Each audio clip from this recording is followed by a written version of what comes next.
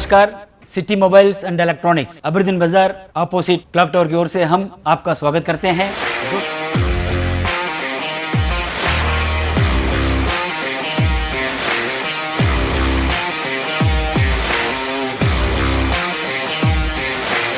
जब अगर आपको टीवी खरीदना है या अगर आपको मोबाइल खरीदना है या अगर आपको कोई भी एक्सेसरीज खरीदना है तो जरूर आप याद रखिएगा city mobiles and electronics Aberdeen बाजार।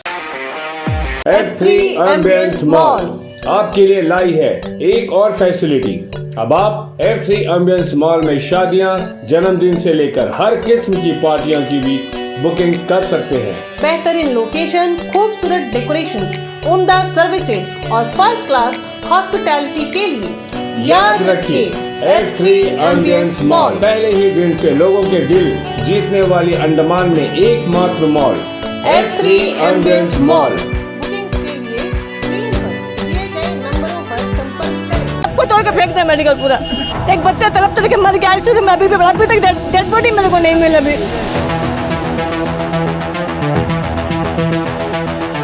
गरीब आदमी है, नॉर्मल आदमी पेपर लेके ऑफिसर के सामने जाने से इस तरह मिसबिहेव करेगा। गरीब है इसलिए ऐसा हुआ ना, इनके साथ में इतनी नज़रअंदाजगी की गई, उनके ट्रीटमेंट में लापरवाही की गई, उनसे बदतमीज़ी की जा रही है, उनको धमकाया जा रहा है कि आपने चीफ सेक्रेटरी साहब को क्यों इन्फॉर्म किया वगैरह। नमस्कार, मैं समीरा बानू न्यूज एनएमआर 24/7 में आप सभी का स्वागत करती हूं। डायरेक्टरेट ऑफ हेल्थ सर्विस की एक और नाकामी की तस्वीर आज फिर हम सबके सामने आई है। शनिवार को एक छोटे से आर्यन नाम के बच्चे का एक्सीडेंट होता है, मगर जरूरी उपकरण न होने की वजह से डॉक्टर उसकी इलाज नहीं कर पाते हैं और आज सुबह 2:30 बजे के करीब जीबी पंत अस्पताल में आर्यन दम तोड़ देता है। आर्यन की मां और परिवारजनों का रो रो कर बुरा हाल है। आपको क्या लगता है, क्या वे अस्पताल की व्यवस्था की नाकामी की वजह से रो रहे हैं? जी नहीं, वे बेचारे इसलिए रो रहे हैं क्योंकि वे गरीब हैं, लाचार हैं, मजबूर हैं। हमारे रिपोर्टर यामिन जी ने उनसे बातचीत की। चलिए हम आपको वहीं ले चलते हैं। नमस्कार, मैं यामिन न्यूज़ अंडमान 24/7 में आप सभी का स्वागत करता हूं। एक मजाक सा बन गया है हमारा गोविंद पंत अस्पताल। जीबी पंत नाम से मशहूर पूरे द्वीपों में एकमात्र हमारा ये अस्पताल है जहाँ पर पूरे अंडमान निकोबार नॉर्थ से लेकर साउथ निकोबार डिस्ट्रिक्ट तक यहाँ पे मरीज़ आते हैं अपना इलाज कराने के लिए।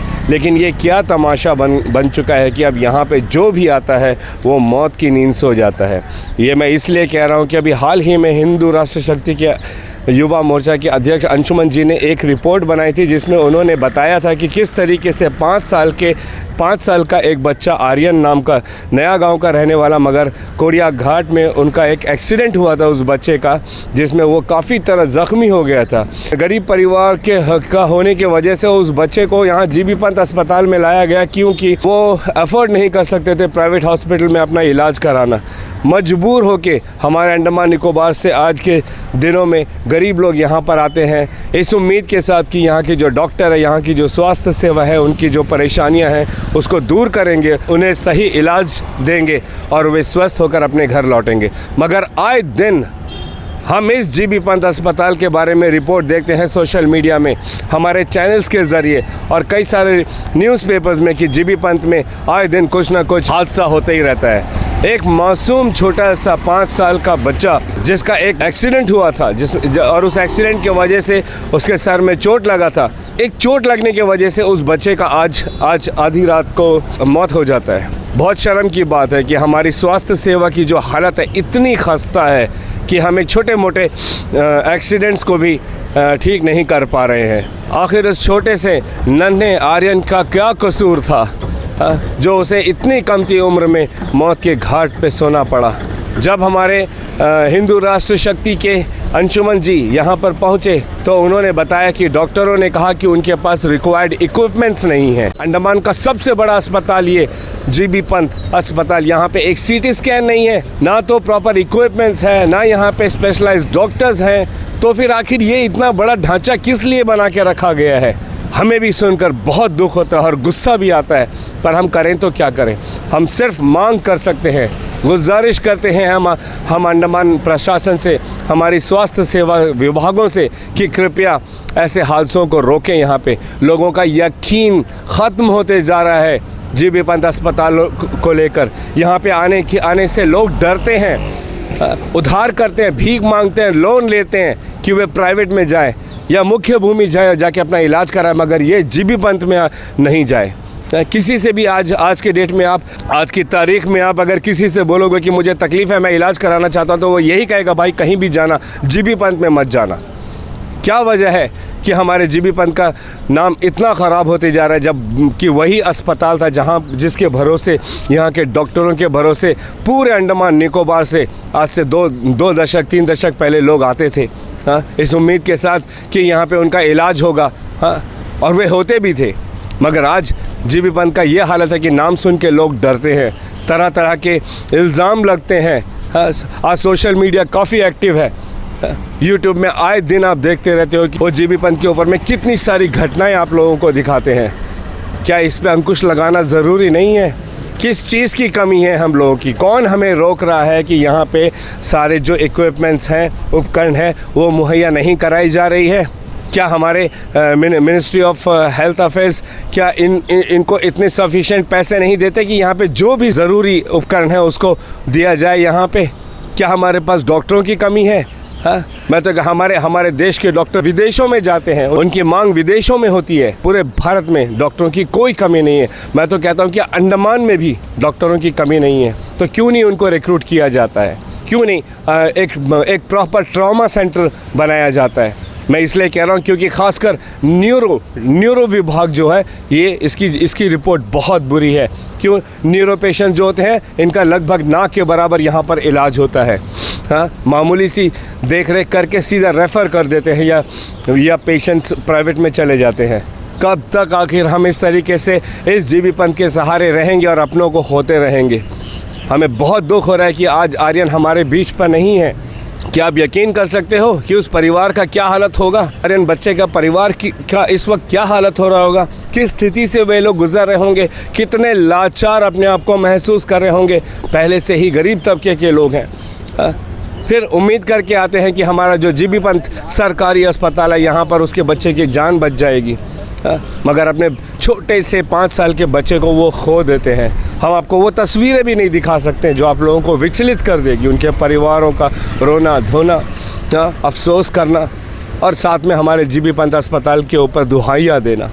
कब तक जीबी पंत इस तरह जनता की दुहाइयाँ लेकर चलता रहेगा? क्यों नहीं प्रशासन इस पर कोई ठोस कदम उठाती है, और यहाँ पे जो भी ज़रूरी उपकरण है उसको मुहैया कराती है? क्यों नहीं जो भी स्पेशलाइज्ड डॉक्टर्स हैं उनको यहाँ पर रिक्रूट करती है? और जिन बीमारियों का इलाज यहाँ पे नहीं हो रहा है, क्यों नहीं उसकी यहाँ पे शुरुआत करती है? ना पैसों की कमी है, ना मिनिस्ट्री से किसी भी प्रकार के हेल्प की कमी है, ना डॉक्टरों की कमी है, तो फिर आखिर ये लाचारी किस लिए और ये कब तक रुकेगी? अब भी हम ये उम्मीद करते हैं और ये आशा रखते हैं हमारे DHS से और हमारे मिनिस्ट्री ऑफ हेल्थ से कि हमारा जो जीबी पंत अस्पताल है, यहाँ पर वे जल्द से जल्द अपनी सारी सर्विसेज को मुहैया कराए, स्पेशलिस्ट डॉक्टर्स को रखे, ताकि यहाँ पे जो भी मरीज़ आते हैं इलाज करने के लिए, उन लोग वे संतुष्ट होकर यहाँ से जाए। अभी हम सीधे जो बच्चे की डेथ हुई है, आर्यन, 5 साल का आर्यन, उनकी जो मम्मी है चंदेश्वरी मिश्रा, हम उनसे बात करते हैं। बहुत दुख हो रहा है हमें, मगर जानना भी ज़रूरी है कि आखिर इस माँ के ऊपर क्या गुजर रही है। नमस्कार मैम, आप कुछ कहना चाहती हैं? हाँ, बहुत कुछ कहना है मुझे। आज ऐसा क्यों हो रहा है? हम लोग प्रॉब्लम है कि हर बच्चा क्यों इस तरह तड़प के मर रहा है? मेरा छोटा बच्चा, इतना छोटा सा बच्चा अंदर तड़प के क्यों मर गया मेरा बच्चा? क्यों ही हमें अंडमान में वो फैसिलिटी नहीं है कि बाहर में क्यों है? हम लोग को यहाँ भी करना चाहिए वो चीज़, क्यों नहीं है? आज मेरा बेटा मेरा कल और किसी का बच्चा मरेगा, ऐसा क्यों है? पर कुछ ना कुछ तो करना चाहिए। इतना पैसा आता है, इतना गरीब आदमी है, हम लोग के बच्चे मरते हैं। जिसका पास पैसा है उन लोग का जी लेंगे, और जिसका पास नहीं वो मर जाएगा सीधा तड़प के।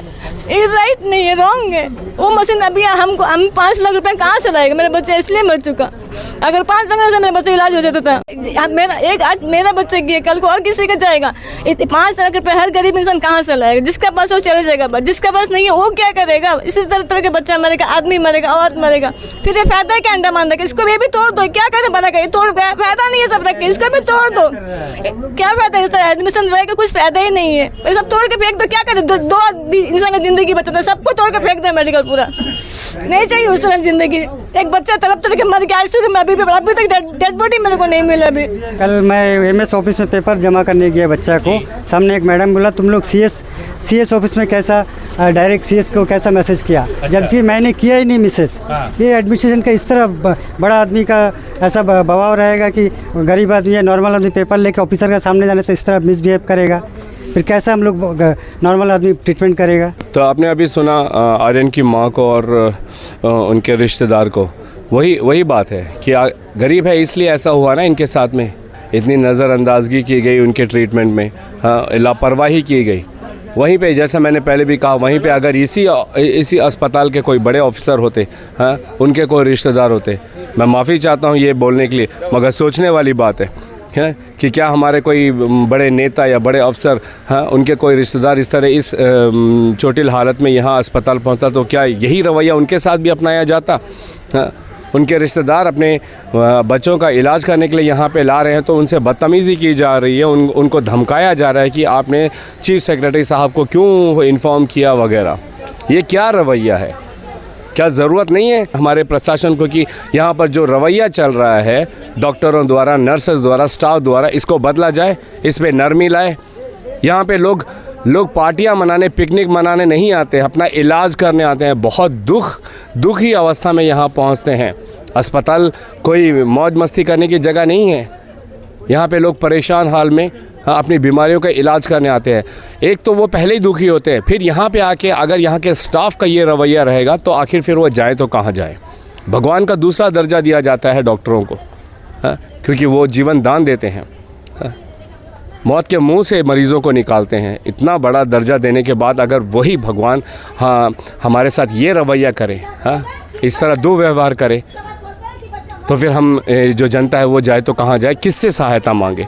बहुत सोचने वाली बात है और इस पर जल्द से जल्द कार्रवाई करने वाली बात है, क्योंकि इसी जीबी पंथ को लेके बहुत प्रश्न उठ चुके हैं। एकमात्र अस्पताल है हमारा, एकमात्र पूरे अंडमान निकोबार में, चाहे डिगलीपुर बोलिए, कैम्बल बोलिए, तमाम आइलैंड्स बोलिए, जब उनको कोई ऐसी बड़ी समस्या होती है जहाँ वहाँ पे CHC PSCs में नहीं हो पाता है तो वो लोग अपना इलाज कराने इस पर भरोसा करके आते हैं। और यहाँ पर ये रवैया, और ख़ासकर गरीब लोगों के साथ में, इसको बेशक बदलने की ज़रूरत है। हम मांग करते हैं, बार बार मैं इस चीज़ का गुजारिश कर रहा हूँ कि कृपया इसको बदलिए, इस पे सुधार करिए, ताकि यहाँ पे जो इंसान कोई सी उम्मीद से आता है तो उसकी उम्मीदों पे पानी ना फिरे। कैमरा पर्सन समीरा के साथ मैं यामीन, न्यूज़ अंडमान 24/7। नमस्कार। जैसा आपने आर्यन की मां की बातें सुनी, उनकी लाचारी देखी, हमें यकीन है कि आप भी अफसोस कर रहे होंगे कि हमारे जीबी पंत अस्पताल में अगर जरूरी उपकरण होते और समय पर आर्यन की इलाज की जाती तो आज आर्यन हमारे बीच होता और उनकी मां के चेहरे पर मुस्कान होती। अगर आपको हमारा यह एपिसोड पसंद आया हो तो कृपया लाइक, शेयर और सब्सक्राइब जरूर कीजिएगा। जी हाँ, कमेंट सेक्शन में अपनी राय देना ना भूलें। इसी के साथ मैं समीरा बानू आज के इस कड़ी से विदा लेती हूँ। नमस्कार।